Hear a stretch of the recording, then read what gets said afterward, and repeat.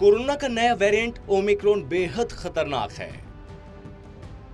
विश्व स्वास्थ्य संगठन की एक सलाहकार समिति ने दक्षिण अफ्रीका में पहली बार सामने आए कोरोना वायरस के नए प्रकार को बेहद तेजी से फैलने वाला और चिंताजनक बताया। WHO ने कहा कि कोरोना के नए स्ट्रेन B111.529 की पहचान की है, जो सबसे पहले दक्षिण अफ्रीका में पाया गया था। विश्व स्वास्थ्य संगठन ने नए वेरिएंट का नाम ओमिक्रॉन रखा।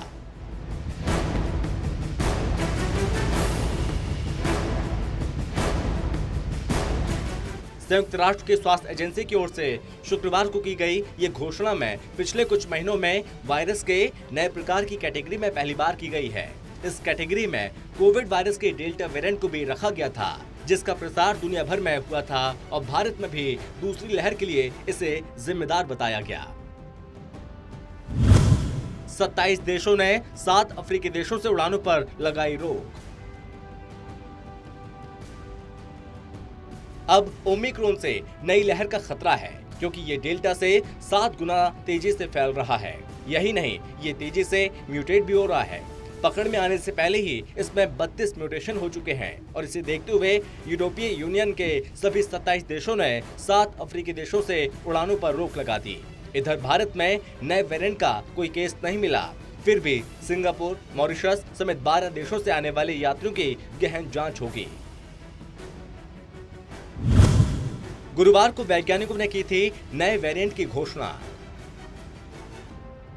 इस वेरिएंट की घोषणा गुरुवार को साउथ अफ्रीका में वैज्ञानिकों ने की थी, जिसके बाद ये 2 अन्य देशों इजराइल और बेल्जियम में भी पाया गया था।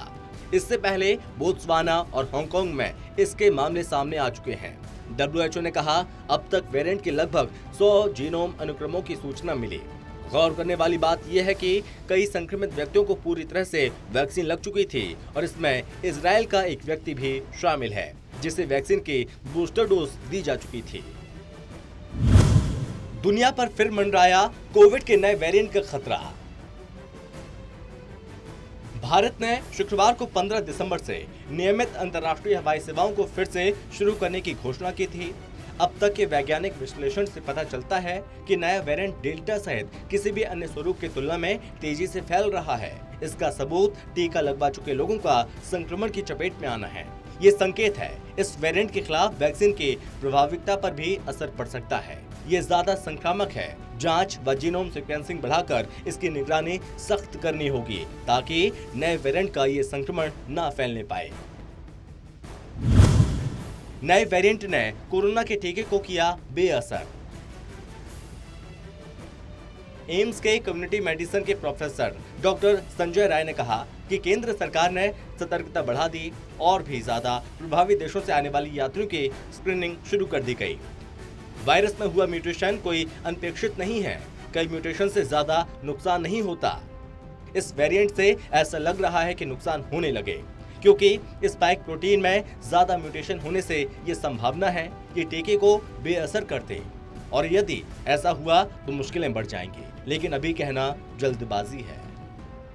They are dangerous for us in terms of either infectivity or in terms of your severity, etc. Or if they are bypassing your existing immunity, then definitely these type of mutations are of concern. So we call them the variant of concern. So like currently all over world, if you see, currently only one virus is this under this VOC category, and that is Delta.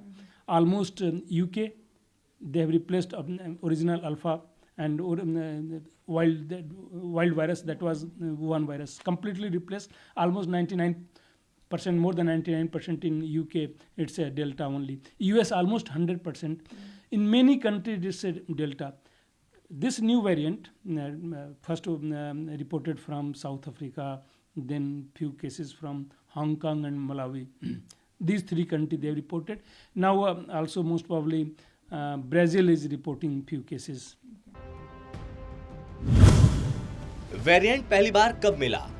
Corona के नए variant के case सबसे पहले 11 नवंबर को Botswana में मिला, जिसके बाद इसने हांगकांग, इजराइल, बेल्जियम की तरफ रुख किया और वहां पर भी पैर जमाना शुरू किया। इसके फैलने की जानकारी मिलते ही अन्य देशों ने सतर्कता बरतनी शुरू कर दी।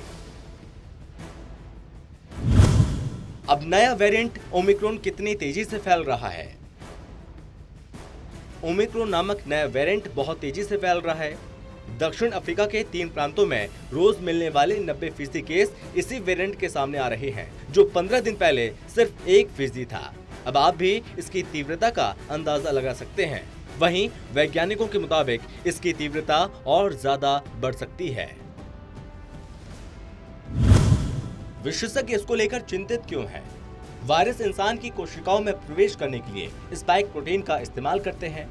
वैक्सीन शरीर को इन स्पाइक को पहचानने और उन्हें बेअसर करने के लिए तैयार करती है। B11529 वेरिएंट के स्पाइक प्रोटीन में 32 वेरिएंट हैं। इससे वैज्ञानिक चिंतित हैं, क्योंकि म्यूटेशन शरीर की प्रतिरक्षा प्रणाली से बचकर अगली लहर का कारण बनता है। इसके खतरे की सही जानकारी कब तक मिलेगी? वैज्ञानिकों को किसी भी वायरस का स्वभाव समझने में 1 सप्ताह लगता है। वायरस के प्रति इम्यूनिटी की प्रतिक्रिया पर अच्छा डेटा आने में कई सप्ताह लग सकते हैं। अभी इसके सही स्वरूप पर चिंता बरकरार रहेगी। वैज्ञानिक अभी इस पर प्रशिक्षण कर रहे हैं। ओमिक्रॉन के अभी तक कहां और कितने केस मिले हैं?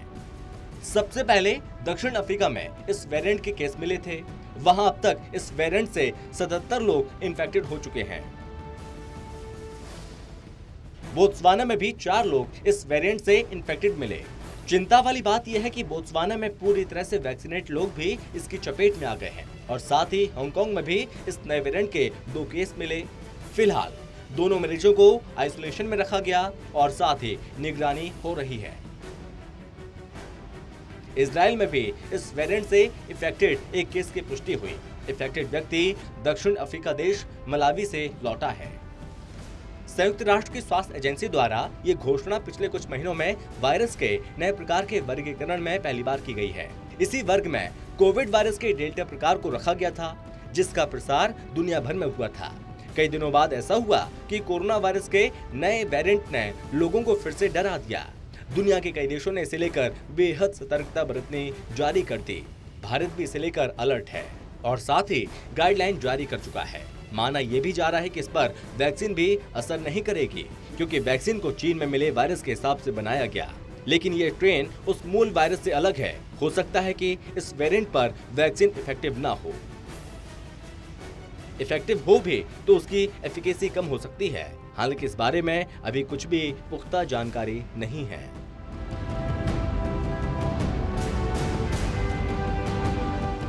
Special desk, total TV.